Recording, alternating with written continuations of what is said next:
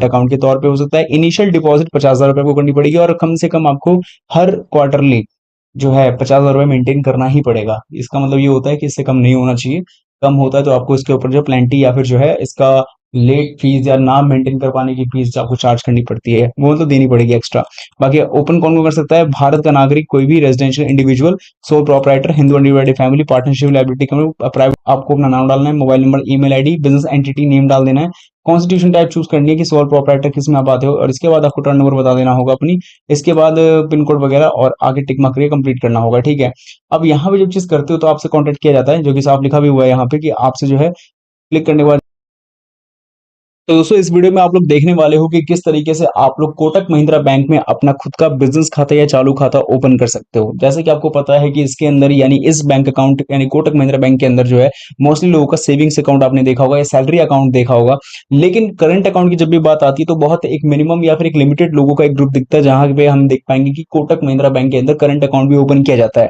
कारण ये नहीं है कि लोग खोलना नहीं चाहते, कारण ये है कि उनको पता ही नहीं है कि इस प्रकार के अकाउंट्स होते हैं तो क्यों होते हैं, इसके होने का क्या कारण है, और ऐसे इस अकाउंट को कैसे इनका जो है यूज करके फायदा भी उठाया जा सकता है। क्योंकि मान लो कि इंडिया के अंदर या बेसिकली जितने भी शॉपकीपर्स हैं, दुकानदार हैं, जो कि जैसा भी उनके पास बिजनेस है, उनके पास बेसिकली होना तो करंट अकाउंट ही चाहिए। क्योंकि देखा जाए तो वो बिजनेस कर रहे हैं और सेविंग्स मतलब होता है पैसों को सेव करने के लिए। लेकिन अगर उनको सही तरीके से अवेयरनेस नहीं है, पता नहीं है, तो वही काम तो हम करते हैं इस वीडियो में, और आपको बताएंगे कि किस तरीके से कोटक महिंद्रा बैंक में चालू खाता खोल सकते हैं। हालांकि पिछले वीडियोस में मैंने आपको दिखाया था, जब आप लोग अगर पुरानी वीडियोस अगर आप देखते हो तो आपने देखा होगा कि कोटक महिंद्रा बैंक के अंदर नियो करंट अकाउंट की हम लोगों ने बात की थी। अगर आपको नहीं पता तो जाकर देख लेना।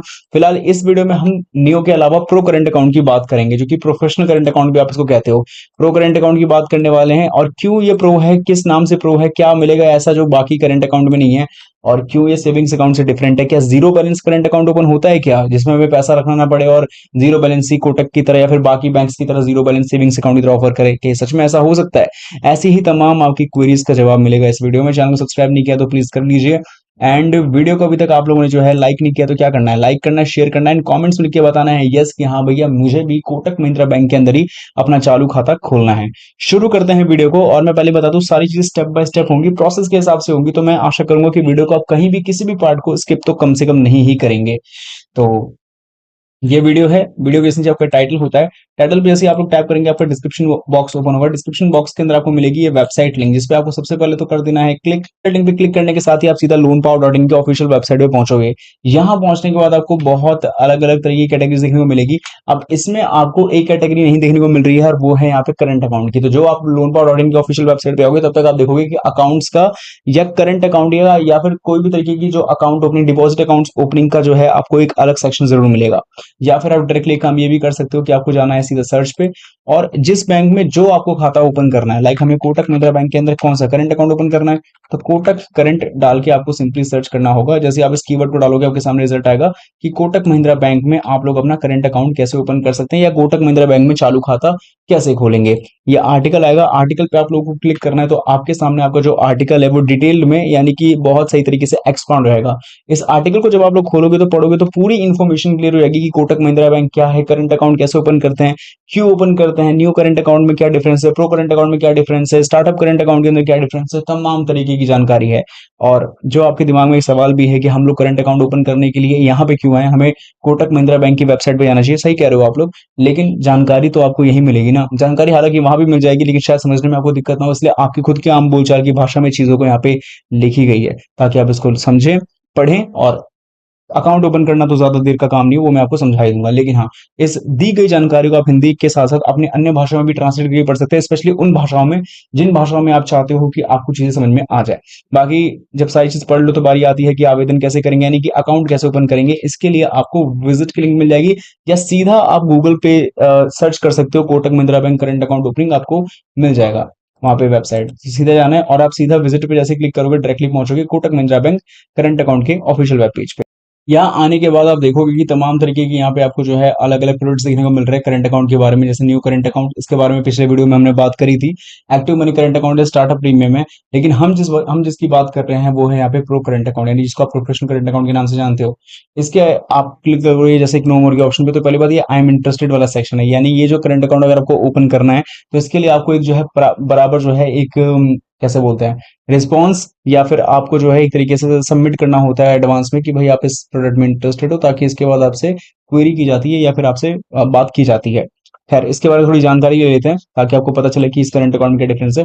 पहली बात, ये जो करंट अकाउंट है ये डिजाइन इनके लिए किया गया है ताकि प्रोफेशनल मैनेजमेंट स्मॉल, यानी कि जो भी प्रोफेशनल तरीके से स्मॉल या मीडियम बिजनेस को जो चलाते हैं, मैनेज करते हैं, उनके लिए ये अकाउंट है।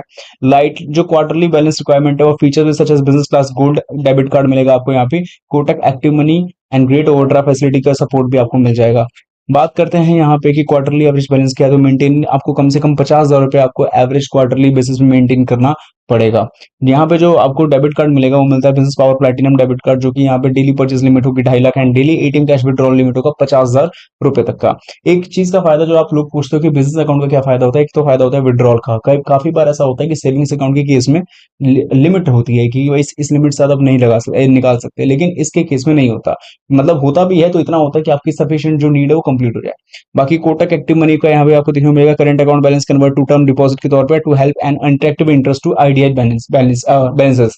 बाकी कोटक ट्रेड एक्सेस भी है, और भी कई सारे फीचर्स आपको मिलेगा यहाँ पे। इसके और क्या क्या फायदे हैं उसकी पूरी लिस्ट मिल जाएगी, उसके बारे में बताने का तो काफी समय जाएगा, लेकिन हाँ, जो आपने फीचर्स नहीं भी सोचे होंगे, जो मतलब मान लो आपको लगता है कि ये तो बहुत बड़े अकाउंट्स के सेगमेंट में मिलेगा, वो सारे फीचर्स या फायदे आपको इसके अंदर, वो सारे फीचर्स एंड फायदे आपको जो है इसके अंदर देखने को मिल जाएंगे। इसलिए आपको जो है यहाँ पे इसके सारे फायदे को पढ़ने चाहिए, ठीक है। और डिस्क्लेमर भी है कि 200 चेकलिस्ट जो है फ्री पर मंथ मिलेगा, स्टैंडर्ड चार्ज अप्लाई उसके बाद हो जाएगा। बाकी इसके अलावा refer the general schedule for features हैं, और CGF to know how banking charge applicable as account type, ठीक है। एक बात क्या रखना, बाकी कंडीशन अप्लाई है जो कि आप पढ़ सकते हो किसी किसी चीज के लेकर भी। इसलिए बताता हूँ कि जब भी करंट अकाउंट या फिर कोई भी अकाउंट ओपनिंग की बारी है तो उसके जरूर से आप सभी टर्म्स एंड कंडीशन डिस्क्लेमर सबको ध्यान से पढ़ें। इसके बारे आती है कि इसको कौन कौन ओपन कर सकता है, क्योंकि एलिजिबिलिटी जाना बहुत जरूरी है। तो देखो, कोई भी कैन भी ओपन सिंगल या जॉइंट अकाउंट के तौर पे हो सकता है। इनिशियल डिपॉजिट 50,000 रुपए को करनी पड़ेगी, और कम से कम आपको हर क्वार्टरली जो है 50,000 रुपए मेंटेन करना ही पड़ेगा। इसका मतलब ये होता है कि इससे कम नहीं होना चाहिए। कम होता है तो आपको इसके ऊपर जो प्लेंटी या फिर जो है इसका लेट फीस या ना मेंटेन कर पाने की फीस आपको चार्ज करनी पड़ती है, वो तो देनी पड़ेगी एक्स्ट्रा। बाकी ओपन कौन कौन कर सकता है, भारत का नागरिक, कोई भी residential individual, sole proprietor, Hindu undivided family, partnership liability company, private limited companies, cooperative societies, religious organisations, associate person, public sector undertaking, सभी लोग यहाँ पे बेसिकली जिनके नाम यहाँ पे दिख रहे हैं वो कर सकते हैं, ठीक है। अब ये सब चीज हो जाने के बाद बारी आती है कि और क्या क्या है, जैसे कि फीस एंड चार्जेस, क्योंकि सबसे बड़ा गेम इसी का होता है। पहले बता दो, कोटक करंट अकाउंट के अंदर किसी प्रकार का आपको ब्याज नहीं मिलता है।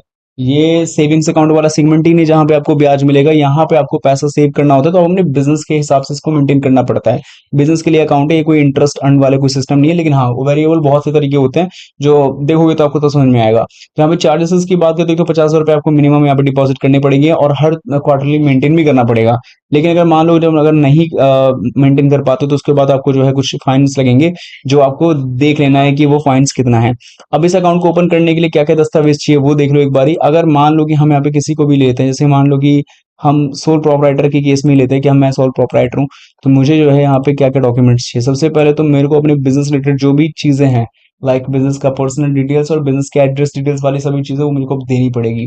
जैसे सर्टिफिकेट इशू जो मेरा बिजनेस के लिए म्यूनिसिपल का अथॉरिटीज ने किया है वो बताना है, कब से मेरा बिजनेस शुरू हुआ, एस्टेब्लिशमेंट कब है, सीएसटी, वैट, जीएसटी सर्टिफिकेट सब, रजिस्ट्रेशन डॉक्यूमेंट, आईईसी के जितने भी इम्पोर्ट एक्सपोर्टर कोड, ये सारे डॉक्यूमेंट्स जितने भी मेरे पास अवेलेबल होंगे वो मुझे देने पड़ेंगे। बाकी identity and address proof of sole property के लिए passport, driving licence, voter ID card, Aadhaar card, PAN card सब चाहिए। इसके बाद self declaration on the bank prescribed format भी चाहिए। ये तो हो गई सोल प्रॉपर्टी बात। बाकी पीपीटी वालों के लिए, पार्टनरशिप प्राइवेट लिमिटेड कंपनीज के लिए जो है ये क्या है यहाँ पे, अब पार्टनरशिप फॉर्म्स के लिए क्या है वो आप देख लेना, और बाकी इसी तरीके की तमाम चीजें भी हैं। अब सबसे बड़ी बात आती है कि इस अकाउंट को ओपन करने के लिए करना क्या पड़ेगा। देखो, जब भी आप इसको नीचे जाओगे तो यहाँ पे एक ही चीज है कि यहाँ पे आई एम इंटरेस्टेड पे जाओगे, तो यहाँ पे आप जब नीचे आओगे, नीचे जाना है और यहाँ पे ऑप्शन मिलता है आई एम इंटरेस्टेड का। जब आप लोग इस पर क्लिक करोगे तो ये जो फॉर्म है आपके सामने खुल के आ जाएगा, जहाँ पे आपको अपनी जो है आपको अपना नाम डालना है, mobile number, email ID, business entity name डाल देना है, कॉन्स्टिट्यूशन टाइप चूज करनी है कि सोल प्रोपराइटर किस में आप आते हो, और इसके बाद आपको टर्न नंबर बता देना होगा अपनी। इसके बाद पिन कोड वगैरह और आगे टिक मार्क करके कंप्लीट करना होगा, ठीक है।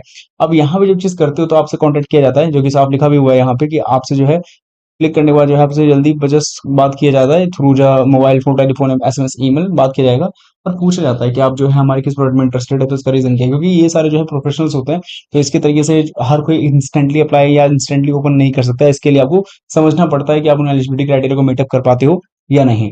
और कर भी पाते हो तो उसके लिए शायद यहाँ पे आपको ब्रांच विजिट की नीड पड़ेगी, जहाँ पे एप्लीकेशन फॉर्म के माध्यम से या फिर जो उनके मेथड्स होंगे उनके हिसाब से अकाउंट ओपनिंग प्रोसेस कंप्लीट कराया जाएगा। और जहां तक बात करते हैं करंट अकाउंट या एप्लीकेशन फॉर्म की, स्पेशली इस केस की बात नहीं कर रहा, जो मेनली करंट अकाउंट या डिपॉजिट अकाउंट ओपनिंग फॉर्म होता है वो दिखा देता हूँ। जहां तक बात करते हैं फॉर्म्स की, तो ये है एक आपके सामने रेजिडेंशियल इंडिविजुअल फॉर्म, जो कि मैं दिखा देता हूँ। ये आपको देखने को मिल रहा होगा इस साइड में। ये रेजिडेंशियल इंडिविजुअल फॉर्म है, जहाँ पे आपको सेविंग्स वेरिएंट की चीजें देखने को मिल रही होगी, और यहाँ पे जो है आपको चूज कर लेना है। लेकिन अगर इसके अंदर आप देखें तो यहाँ पे आपको ये जो सेविंग्स वेरिएंट के ऑप्शन है, इसके नीचे शायद आई थिंक यहाँ पे आपको करंट का भी ऑप्शन मिल जाएगा। तो मोड ऑफ ऑपरेशन देखने को मिल रहा है सेविंग वेरिएंट है, और एवरेजली है, प्रीवियसली सारी चीजें यहाँ पे लिखी गई है, ठीक है। तो ये रेजिडेंशियल इंडिविजुअल फॉर्म के तौर पे आप इसका यूज कर सकते हो अगर आपको सेविंग्स बेसिस पे अकाउंट ओपन। तो यहाँ पे मैं दिखा देता हूँ एक चीज जो आपने नहीं देखा होगा, यहाँ पे प्लीज ओपन माय अकाउंट में करंट पे आपको जाना है। तो यहाँ पे सेविंग्स वेरिएंट पे तो आपको क्लिक ही नहीं करना है, ठीक है। तो यहाँ पे क्योंकि अगर सेविंग्स पे, क्योंकि प्रो अकाउंट आपका जो है करंट के अंदर भी होता है, तो करंट पे टिक कर देना। अगर जरूरी हुआ तो आप जो है प्रो पे चूज कर सकते हो। इसीलिए मैं कहता हूँ कि इसके लिए आपको एप्लीकेशन फॉर्म को लेकर, या एप्लीकेशन फॉर्म लेटेस्ट भी आपको मिल जाएगा कोटक महिंद्रा बैंक के ब्रांच पे, वहां पे आप एक बार पूछताछ कर सकते हैं। ये रेजिडेंशियल इंडिविजुअल के लिए है। वहीं अगर आप नॉन रेजिडेंशियल के लिए देखें तो, वहीं आप non residential account opening form देखें तो यहाँ पे आपको दिखेगा कि यहाँ पे करेंसी ऑफ अकाउंट के भी बहुत सारे ऑप्शंस है। और इसके अलावा यहाँ पे जो है अकाउंट में देख सकते हो कि बहुत सारे टाइप, जैसे करंट में भी आप जो है प्रोडक्ट नेम खुद ही डाल सकते हो, और उसका कोड भी डाल सकते हो कि कौन सा आपको करंट अकाउंट में कौन से प्रोडक्ट की तरफ आगे बढ़ना है। बाकी फॉर्म को कंप्लीटली भरना होगा, चाहे दोनों रेजिडेंशियल इंडिविजुअल में या नॉन रेजिडेंशियल इंडिविजुअल में। और मैं दोबारा रिकमेंड करूंगा कि इसके लिए आप जो है कोटक महिंद्रा बैंक के ब्रांच पे एक बार विजिट जरूर करें। बाकी डॉक्यूमेंट्स वगैरह को लेके ही जाना, जैसे ही फॉर्म आपको मिल जाता है वहां पे, और जिस आपकी प्रोडक्ट टाइप के हिसाब से फॉर्म मिलता है उसको भर देना है। भरने के साथ ही सिंपल डॉक्यूमेंट्स को अटैच करके सबमिट भी कर देना है, और जितने भी आपके इनिशियल डिपॉजिट अमाउंट है या जो एक्सटर्नल और डॉक्यूमेंट्स है सबको अटैच करके सबमिट कर देना है। तो मैं सोचता हूँ कि ये वीडियो आपके लिए काफी ज्यादा मददगार रही हो। कोई भी दिक्कत हो तो कमेंट्स में लिखे मुझसे पूछ सकते हो, और मैं आपको इसके रिगार्डिंग हेल्प भी कर दूंगा।